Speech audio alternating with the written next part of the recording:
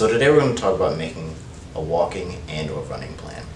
So hands down, the absolute worst type of plan is no plan. The idea of a plan is to, one, help you reach your goals, help you reduce your injuries as well, increase your performance, and to help you monitor your progress rather than doing the same thing day in, day out, week in, week out, and it's 2 or 3 years later and you've been doing the exact same thing and it's just not as fulfilling anymore. You might be thinking, you know what, I'm not a high performance athlete, I don't want to compete in this or that, I don't need a plan. Common issues that we see all the time from people who don't plan their workouts or their running or walking plans: shin splints, stress reactions, stress fractures, tendinitises, plantar fasciitis, muscle strains, fatigue, just general burnout. Now that sounds like a really long list. That's the short version. The best way to keep yourself active and to keep yourself healthy is to plan everything out. And even if you do stay healthy, that fatigue or that burnout is something that you probably experienced if you've ever set a New Year's resolution and 2 or 3 weeks later you realize, you know what, I was a little too gung-ho saying I was going to exercise 2 hours a day, 7 days a week. So planning things out and being realistic with yourself is the best way to make sure that you start doing this and continue doing it. Before you start any long-term or short-term exercise program, walking program, running program, I recommend that you talk to a medical professional and make sure that is appropriate for you and your specific condition.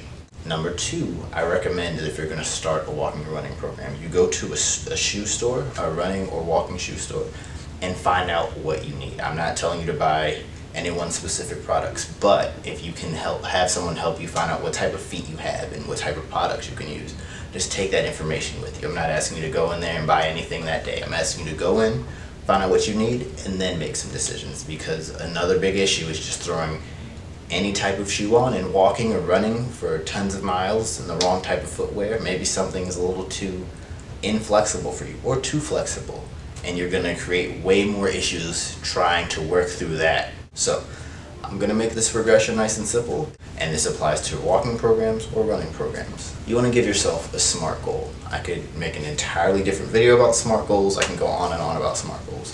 SMART is an acronym. It means specific, measurable, attainable, realistic, and time-oriented, time-specific. So, number 1, you want to be very specific with your goal. You don't want to say something like, I want to walk more. What does that mean? Or I want to run more. What does that mean? I want to be able to run 3 miles, or I want to be able to walk for a half hour.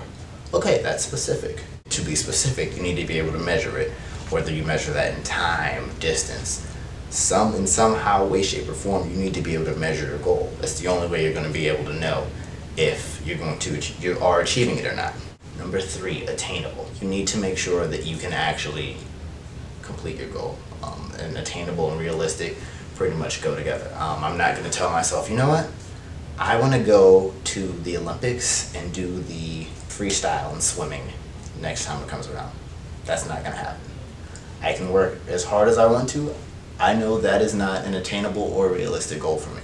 So I'm not saying not to aim for the stars, but the easiest way to send yourself on a path of an early defeat or to give up is to give yourself a goal that is just far too big too early. Now, if you want to lose 100 pounds, perfect. Put that out there. That's going to be one of your long-term goals. But short-term, say, okay, you know what? I'd like to start by losing 5 pounds, 10 pounds, 20 pounds. Something that is going to seem way more attainable to you in the short term, because once you make that, it's going to keep pushing you to set another SMART goal. Time specific. It needs to be time specific. I can say I want to lose 5 pounds. There's a big difference in me losing 5 pounds in the next 2 weeks, next month, or the next year. So you need to lay out exactly when you want to do these things, because that's going to keep you honest. Saying you want to lose 5 pounds in a year, you're probably going to just spend 11 months saying, I got more time. Saying I want to lose 5 pounds in a month or 2 weeks, you're going to pay a lot more attention to where you're eating and think actively. And running or walking is the same way. If you say, I want to run a 5K, okay, just thinking, hey, there's plenty of 5Ks all year round. But if I commit to saying I want to run a 5K in September, then I know by September I need to be able to run that distance and to put in the work to do it by that date. The only time you're never going to fail making a plan is when you're never pushing yourself, and that is not what we want. There's a lot of injuries that can come up if you don't plan.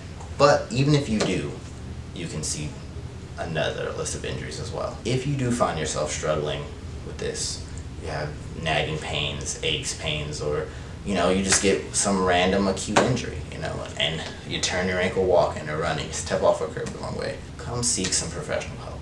If you're having trouble with your walking or running plan, or having strange aches and pains that started after this or even already started, come on down, get evaluated by a medical professional, come to Loudon Sports Therapy Center, call the number or click the link below. We'd be happy to evaluate you and help you get started with whatever it is you want to do.